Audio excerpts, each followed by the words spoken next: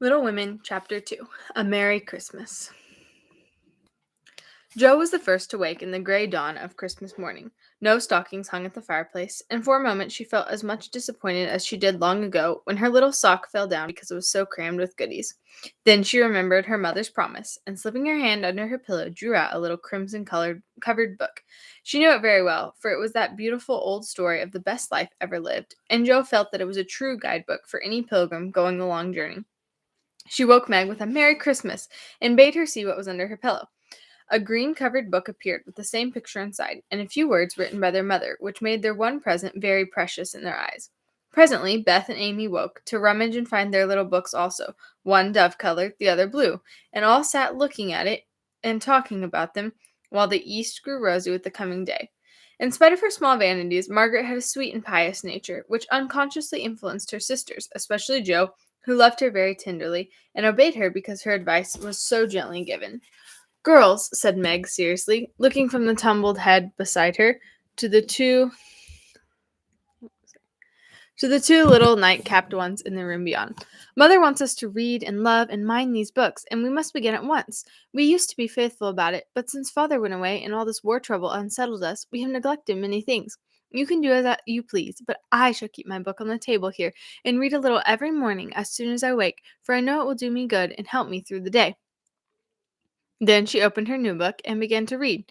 Jo put her arm around her and, leaning cheek to cheek, read also, with the quiet expression so seldom seen on her restless face. "How good Meg is! Come, Jo.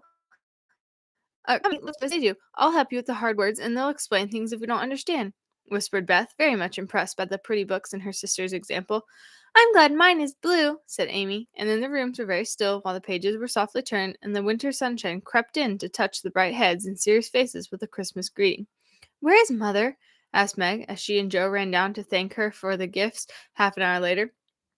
"Goodness only knows. Some poor creeter came a begging, and your ma went straight off to see what was needed. There never was such a woman for giving away victuals and drink, clothes and firing," replied Hannah, who had lived with the family since Meg was born, and was considered by them all more as a friend than a servant. "She will be back soon, I think, so fry your cakes and have everything ready," said Meg, looking over the presents, which were collected in a basket and kept under the sofa, ready to be produced at the proper time. "Why, where is Amy's bottle of cologne?" she added, as the little flask did not appear. "She took it a minute ago and went off with it to put a ribbon on it, or some such notion," replied Jo, dancing about the room to take the first sniffness off the new army slippers. How nice my handkerchiefs look, don't they? Hannah washed and ironed them for me, and I marked them all myself," said Beth, looking proudly at the somewhat uneven letters which had cost her such labor. "Bless the child, she's gone and put Mother on them instead of M. March. How funny!" cried Jo. "Isn't it right? I thought it better to do it so, because Meg's initials are M.M., and I don't want anyone to use these but Marmee," said Beth, looking troubled. "It's all right, dear, and a very pretty idea. Quite sensible, too, for no one can ever mistake now. It will please her very much, I know," said Meg, with a frown for Jo and a smile for Beth. "Here's Mother! Quick, hide the basket!" cried Jo, as the door slammed and steps sounded in the hall. Amy came in hastily and looked rather abashed when she saw her sisters all waiting for her. "Where have you been, and what are you hiding behind you?" asked Meg, surprised to see by her hood and cloak that lazy Amy had been out so early. "Don't laugh at me, Jo. I didn't mean anyone should know till the time came. I only meant to change the little bottle for a big one, and I gave all my money to get it, and I'm truly trying not to be selfish any more." As she spoke, Amy showed the handsome flask which replaced the cheap one, and looked so earnest and humble in her little effort to forget herself that Meg hugged her on the spot, and Jo pronounced her a trump, while Beth ran to the window and picked her finest rose to ornament the stately bottle. "You see, I felt ashamed of my present after reading and talking about being good this morning, so I ran round the corner and changed it the minute I was up, and I'm so glad, for mine is the handsomest now." Another bang in the street car sent the basket under the sofa, and the girls to the table, eager for breakfast. "Merry Christmas, Marmee! Many of them! Thank you for our books. We read some and mean to every day," they cried in chorus. "Merry Christmas, little daughters. I'm glad you began at once, and hope you will keep on. But I want to say one word before we sit down. Not far from here lies a poor woman with a little newborn babe. All 6 children are huddled into one bed to keep from freezing, for they have no fire.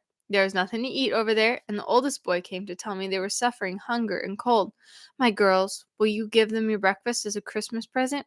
They were all unusually hungry, having waited nearly an hour, and for a minute no one spoke. Only a minute, for Joe exclaimed impetuously, "I'm so glad you came before we began. May I go and help carry the things to the poor little children?" asked Meg eagerly. "I shall take the cream and muffins," added Amy, heroically giving up the articles she liked most. Meg was already covering the buckwheats and piling the bread into one big plate. "I thought you'd do it," said Mrs. March, smiling as if satisfied. "You shall all go and help me, and when we come back we'll have bread and milk for breakfast and make it up at dinner time." They were soon ready, and the procession set out. Fortunately, it was early, and they went through back streets, so few people saw them, and no one laughed at the queer party. A poor, bare, miserable room it was, with broken windows, no fire, ragged bedclothes, a sick mother, wailing baby, and a group of pale, hungry children cuddled under one old quilt, trying to keep warm. How the big eyes stared and the blue lips smiled as the girls went in. "Ach, mein Gott, it is good angels come to us," said the poor woman, crying for joy. "Funny angels in hoods and mittens," said Joe, and set them laughing. In a few minutes it really did seem as if kind spirits had been at work there. Hannah, who had carried wood, made a fire and stopped up the broken panes with old hats and her own cloak. Mrs. March gave the mother tea and gruel and comforted her with promises of help, while she dressed little baby as tenderly as if it had been her own. The girls, meantime, spread the table, set the children on the fire, and fed them like so many hungry birds, laughing, talking, and trying to understand the funny broken English. "Das ist gut, die Inger Kinder!" cried the poor things as they ate and warmed their purple hands at the comfortable blaze. The girls had never been called angel children before and thought it very agreeable, especially Joe, who had been considered a Sancho ever since she was born. That was a very happy breakfast, though they didn't get any of it, and when they went away, leaving comfort behind, I think there were not in all the city 4 merrier people than the hungry little girls who gave away their breakfast and contented themselves with bread and milk on Christmas morning. "That's loving our neighbor better than ourselves, and I like it," said Meg as they set out their presents, while their mother was upstairs collecting clothes for the poor Hummels.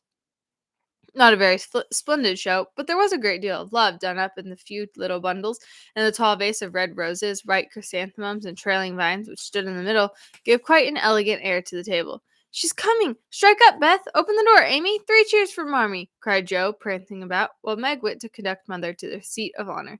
Beth played her gayest march, Amy threw open the door, and Meg enacted escort with great dignity. Mrs. March was both surprised and touched, and smiled with her eyes full as she examined her presents and read the little notes which accompanied them. The slippers went on at once. A new handkerchief was slipped into her pocket, well scented with Amy's cologne. The rose was fastened in her bosom, and the nice gloves were pronounced a perfect fit. There was a good deal of laughing and kissing and explaining, in the simple, loving fashion which makes these home festivals so pleasant at the time, so sweet to remember long afterward, and then all fell to work. The morning charities and ceremonies took so much time that the rest of the day was devoted to preparations for the evening festivities. Being still too young to go often to the theater, and not rich enough to afford any great outlay for private performances, the girls put their wits to work, and, necessity being the mother of invention, made whatever they needed. Very clever were some of their productions: pasteboard guitars, antique lamps made of old-fashioned butter boats covered with silver paper, gorgeous robes of old cotton, glittering with tiny spangles from a pickle factory, and armor covered with the same useful diamond-shaped bits, left in sheets when the lids of tin preserve pots were cut out. The furniture was used to being turned topsy-turvy, and the big chamber was the scene of many innocent revels. No gentlemen were admitted, so Joe played male parts to her heart's content, and took immense satisfaction in a pair of russet leather boots given her by a friend, who knew a lady who knew an actor. These boots, an old foil, and a slashed doublet once used by an artist for some picture, were Joe's chief treasures, and appeared on all occasions. The smallness of the company made it necessary for the 2 principal actors to take several parts apiece, and they certainly deserved some credit for the hard work they did in learning 3 or 4 different parts, whisking in and out of various costumes, and managing the stage besides. It was excellent drill for their memories, a harmless amusement, and employed many hours which otherwise would have been idle, lonely, or spent in less profitable society. On Christmas night, a dozen girls piled onto the bed which was the dress circle, and sat before the blue and yellow chintz curtains in a most flattering state of expectancy. There was a good deal of rustling and whispering behind the curtain, a trifle of lamp smoke, and an occasional giggle from Amy, who was apt to get hysterical in the excitement of the moment. Presently a bell sounded, the curtains flew apart, and the operatic tragedy began. A gloomy wood, according to the one playbill, was represented by a few shrubs and pots, green baize on the floor, and a cave in the distance. This cave was made with a clothes horse for a roof, barrows for walls, and in it was a small furnace in full blast, with a black pot on it, and an old witch bending over it. The stage was dark, and the glow of the furnace had a fine effect, especially as real steam issued from the kettle when the witch took off the cover. A moment was allowed for the first thrill to subside. Then Hugo, the villain, stalked in with a clanking sword at his side, a slouched hat, black beard, mysterious cloak, and the boots. After pacing to and fro in much agitation, he struck his forehead and burst out in a wild strain, singing of his hatred of Roderigo, his love for Zara, and his pleasing resolution to kill the one and win the other. The gruff tones of Hugo's voice, with an occasional shout when his feelings overcame him, were very impressive, and the audience applauded the moment he paused for breath. Bowing with the air of one accustomed to public praise, he stole to the cavern and ordered Hagar to come forth with a commanding, "What ho, minion! I need thee!" Out came Meg, with grey horsehair hanging about her face, and a red and black robe, a staff, and cabalistic signs upon her cloak. Hugo demanded a potion to make Zara adore him, and one to destroy Roderigo. Hagar, in a fine dramatic melody, promised both, and proceeded to call up the spirit who would bring the love philter. "Hither, hither, from thy home, airy sprite, I bid thee come. Born of roses, fed on dew, charms and potions canst thou brew? Bring me here with elfin speed the fragrant philtre which I need. Make it sweet and swift and strong. Spirit, answer now my song." A soft strain of music sounded, and then at the back of the cave appeared a little figure in cloudy white, with glittering wings, golden hair, and a garland of roses on its head. Waving a wand, saying, "Hither I come from my airy home, afar in the silver moon. Take the magic spell and use it well, or its power will vanish soon." And dropping a small gilded bottle at the witch's feet, the spirit vanished. Another chant from Hagar produced another apparition, not a lovely one, for with a bang an ugly black imp appeared, and having croaked a reply, tossed the dark bottle at Hugo and disappeared with a mocking laugh. Having warbled his thanks and put the potions in his boots, Hugo departed, and Hagar informed the audience that as he had killed a few of her friends in times past, she has cursed him and intends to thwart his plans and be revenged on him. Then the curtain fell, and the audience reposed and ate candy while discussing the merits of the play. A good deal of hammering went on before the curtain rose again, but when it became evident that a masterpiece of stage carpeting had been got up, no one murmured at the delay. It was truly superb. A tower rose to the ceiling, halfway up appeared a window, with a lamp burning at it, and behind the white curtain appeared Zara in a lovely blue and silver dress, waiting for Roderigo. He came in gorgeous array, with plumed cap, red cloak, chestnut lovelocks, a guitar, and the boots, of course. Kneeling at the foot of the tower, he sang a serenade in melting tones. Zara replied, and after a musical dialogue, consented to fly. Then came the grand effect of the play. Roderigo produced a rope ladder, with 5 steps to it, threw up one end, and invited Zara to descend. Timidly, she crept from her lattice, put her hand on Roderigo's shoulder, and was about to leap gracefully down when, alas, alas for Zara! She forgot her train. It caught in the window, the tower tottered, leaned forward, fell with a crash, and buried the unhappy lovers in their ruins. A universal shriek arose as the russet boots waved wildly from the wreck, and a golden head emerged, exclaiming, "I told you so! I told you so!" With wonderful presence of mind, Don Pedro, the cruel sire, rushed in, dragged out his daughter with a hasty aside. "Don't laugh, act as if it was all right," and ordering Roderigo up, banished him from the kingdom with wrath and scorn. Though decidedly shaken by the fall of the tower upon him, Roderigo defied the old gentleman and refused to stir. This dauntless example fired Zara. She also defied her sire, and he ordered them both to the deepest dungeons of the castle. A stout little retainer came in with chains and led them away, looking very much frightened, and evidently forgetting the speech he ought to have made. Act third was the castle hall, and here Hagar appeared, having come to free the lovers and finish Hugo. She hears him coming, and hides. Sees him put the potions into 2 cups of wine, and bid the timid little servant, "Bear them to the captives in their cells, and tell them I shall come anon." The servant takes Hugo aside to tell him something, and Hagar changes the cups for 2 others which are harmless. Ferdinando, the minion, carries them away, and Hagar puts back the cup which holds the poison meant for Roderigo. Hugo, getting thirsty after a long warble, drinks it, loses his wits, and after a good deal of clutching and stamping, falls flat and dies, while Hagar informs him that she has done in a song of exquisite power and melody. This was a truly thrilling scene, though some persons might have thought that the sudden tumbling down of a quantity of long hair rather marred the effect of the villain's death. He was called before the curtain, and with great propriety appeared, leading Hagar, whose singing was considered more wonderful than all the rest of the performance put together. Act Fourth displayed the despairing Rodrigo on the point of stabbing himself because he had been told that Zara had deserted him. Just as the dagger is at his heart, a lovely song is sung under his window, informing him that Zara is true, but in danger, and he can save her if he will.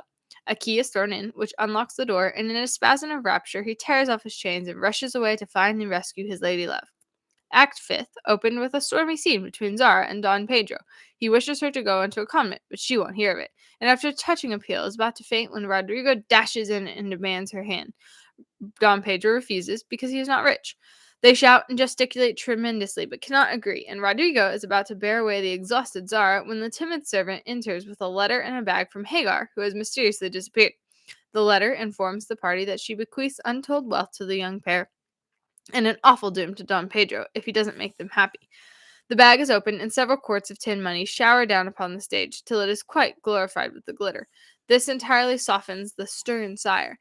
He consents without a murmur. All join in a joyful chorus, and the curtain falls upon the lovers kneeling to receive Don Pedro's blessing in attitudes of the most romantic grace.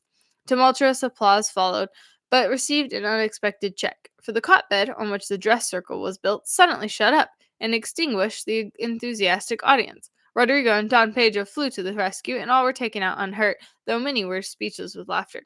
The excitement had hardly subsided when Hannah appeared with Mrs. March's compliments, and the ladies walked down to supper. This was a surprise, even to the actors, and when they saw the table, they looked at one another in rapturous amazement. It was like Marmee to get up a treat for them, but anything so fine as this was unheard of since the departed days of plenty. There was ice cream, actually 2 dishes of it, pink and white, and cake and fruit and distracting French bonbons, and in the middle of the table 4 great bouquets of hothouse flowers. It quite took their breath away, and they stared first at the table and then at their mother, who looked as if she enjoyed it immensely. "Is it fairies?" asked Amy. "It's Santa Claus," said Beth. "Mother did it," said Meg, smiling her sweetest, in spite of her gray beard and white eyebrows. "Aunt March had a good fit and sent the supper," cried Joe, with a sudden inspiration. "All wrong. Old Mr. Lawrence sent it," replied Mrs. March. "The Lawrence boy's grandfather? What in the world put such a thing into his head? We don't know him," exclaimed Meg. "Hannah told one of his servants about your breakfast party. He is an odd old gentleman, but that pleased him. He knew my father years ago, and he sent me a polite note this afternoon, saying he hoped I would allow him to express his friendly feeling toward my children by sending them a few trifles in honor of the day. I could not refuse, and so you have a little feast at night to make up for the bread and milk breakfast." "That boy put it into his head. I know he did. He is a capital fellow. I wish we could get acquainted. He looks as if he'd like to know us, but he's bashful, and Meg is so prim she won't let me speak to him when we pass," said Joe, as the plates went around, and the eyes began to melt out of sight with oohs and ahs of satisfaction. "You mean the people who live in the big house next door, don't you?" asked one of the girls. "My mother knows old Mr. Lawrence, but says he's very proud and doesn't like to mix with his neighbors. He keeps his grandson shut up when he isn't riding or walking with his tutor, and makes him study very hard. We invited him to our party, but he didn't come. Mother says he's very nice, though he never speaks to us girls. Our cat ran away once, and he brought her back, and we walked over the fence and were getting on capitally, all about cricket and so on, when he saw Meg coming and walked off. I mean to know him some day, for he needs fun. I am sure he does," said Joe decidedly. "I like his manners, and he looks like a gentleman, so I've no objection to your knowing him if a proper opportunity comes. He brought the flowers himself, and I should have asked him in if I had been sure what was going on upstairs. He looked so wistful as he went away, hearing the frolic, and evidently having none of his own." "It's a mercy you didn't, Mother," laughed Joe, looking at her boots, "but we'll have another play, sometime, that he can see. Perhaps he'll help act. Wouldn't that be jolly?" "I never had such a fine bouquet before. How pretty it is!" And Meg examined her flowers with great interest. "They are lovely, but Beth's roses are sweeter to me," said Mrs. March, smelling the half-dead posy in her belt. Beth nestled up to her and whispered softly, "I wish I could send my bunch to Father. I'm afraid he isn't having such a very Christmas as we are."